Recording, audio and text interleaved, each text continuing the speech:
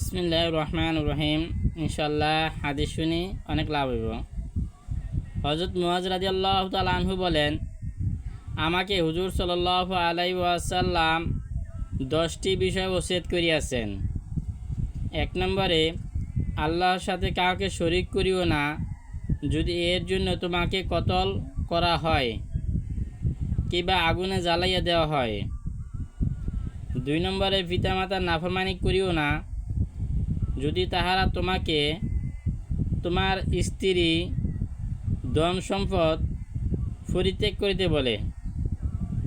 3 নম্বরে, ইচ্ছাকৃতভাবে ফরজ নামাজ ত্যাগ করিও না, কারণ যে ব্যক্তি ইচ্ছাকৃতভাবে ফরজ নামাজ ত্যাগ করে তাহার প্রতি আল্লাহ তাআলার কোনো জিম্মাদারি নাই। 4 নম্বরে, শরাব পান করিও না, কারণ ইহা যাবতীয় মূল ও নির্জলতার কাজের মূল। 5, আল্লাহ তাআলার নাফরমানি করিও না, কারণ ইহাতে আল্লাহ তাআলা গজব নাজিল হয়। 6, জিহাদ হইতে পলায়ন করিও না, যদিও তোমার সকল সাথী মারা যায়। 7, যদি কোনো এলাকায় মহামারী ছড়াইয়া পড়ে, যেমন প্লেগ রোগ ইত্যাদি, তবে সেখান হইতে পলায়ন করিও না। 8, নিজের পরিবারের লোকদের জন্য সাধ্য অনুযায়ী খরচ করিও।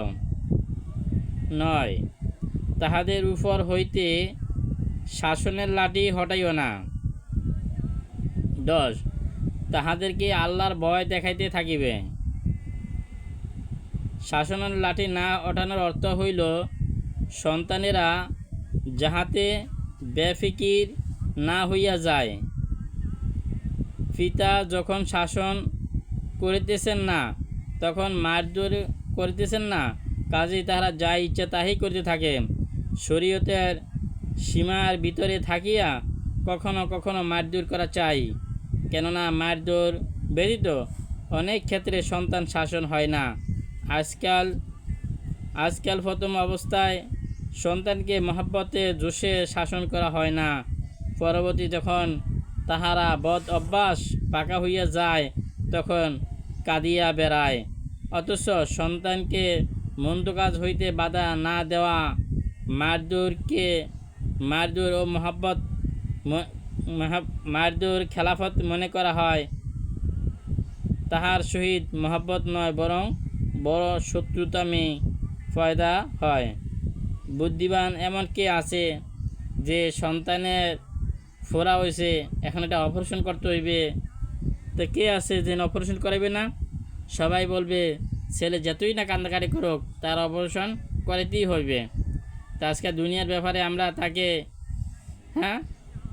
একটু সুস্থ করার জন্য তারা আমরা অপারেশন করাই, অথচ সে জাহান্নামে আগুনের দিকে দৌড়ে যাইতে আছে, তার ব্যাপারের জন্য আমরা কোনো একটু মারধর করতে রাজি না। তো এই জন্যে মারধর না করার কারণে ছিল জাহান্নামে যাইবে, লাস্টে আমাকেও টানে নিয়ে যাইবে। এই জন্য আল্লাহ তাআলা আমাদেরকে ছেলেদেরকে শাসন করার তৌফিক দান করুক। আমিন। ওয়া আখিরু দাওয়ানা আলহামদুলিল্লাহি রাব্বিল আলামিন।